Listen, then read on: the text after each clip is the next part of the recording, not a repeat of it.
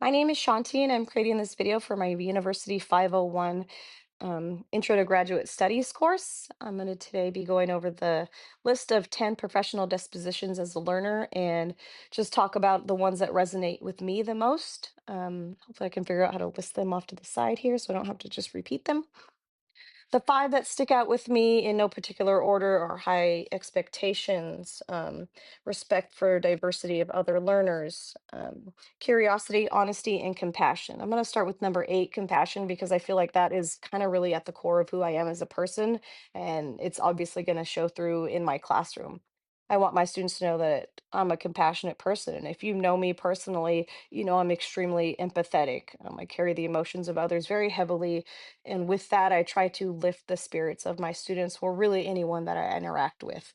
I want my students to know that I am their biggest cheerleader, that I will be here for them no matter the situation, whether it has to do with something in school, outside of school, friends, family, sports, extracurriculars, anything at all. I'm going to be there to listen to them and try to support them or offer guidance if guidance is needed. Um, I hope that they take this upon themselves to just model it for others, right? Let's all be a little light in someone's world, and then hopefully we can shine brighter to the community around us. Number seven was honesty. A person that wears my heart on my sleeve and my emotions all over my face. So my students are going to know what mood I'm in before they even pass through my threshold of the door. I'll be honest and open with them, and I'll say, you know what, guys, I'm not feeling the greatest today, or hey, boys and girls, this lesson, I struggle with this lesson. So hopefully you can help me out with it and we can get through this together. And maybe you teach me how to be a better teacher in this aspect. Being honest and open and vulnerable with them, I hope proves to them that they can do the same with me. Be honest, open and vulnerable. That way, if they are struggling with something, it's not so hard to pause and say, I need help, because a lot of students I know struggle to raise their hand and say, I don't get this. Um, so I like to model that honesty and vulnerability with them, hoping that they can show it back to me. Number six was curiosity. Never, ever, ever do I care about like getting a lesson done. Check, it's done.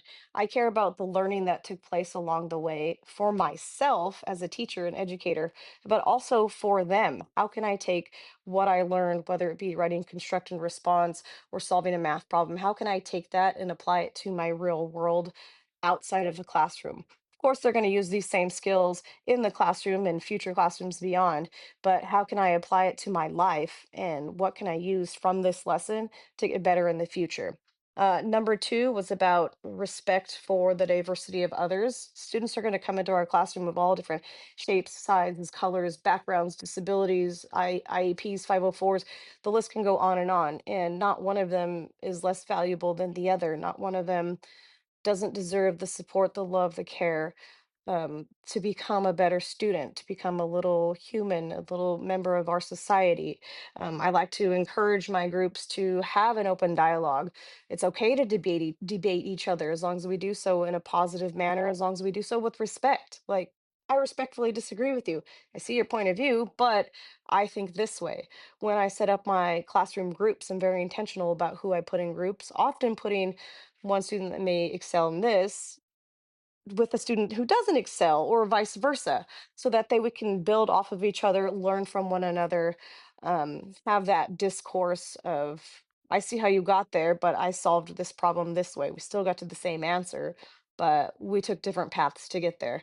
And number one was high expectations. For me, this comes through in knowing my students' strengths and weaknesses, which can take sometimes weeks or even months to really know what my students are struggling with and what they excel at. Knowing that what their strengths are can help me target those little moments of self-confidence that instill in my children, you are awesome at something. You are.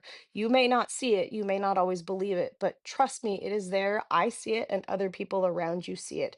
Giving them that self-confidence can then hopefully bleed over into things they may struggle with: public speaking, making friends, working with someone who disagrees with me, math, reading, writing. Know that you have that little bit in you, that confidence. Let's plant that seed and let's let it grow. That way, they understand when I challenge you for these high expectations, it's only because I know and can see what you're capable of, and you are capable of such great things. Don't give up on yourself. I see it in you. I know everybody else around sees it in you. So believe in yourself, and you can be awesome in all aspects of your life. Not to say it's not going to take a lot of hard work, because it probably will. Anything that's hard is worth really trying to get better at. So, thank you for listening to me, and I hope this opens your eyes to those 5 points I was trying to list.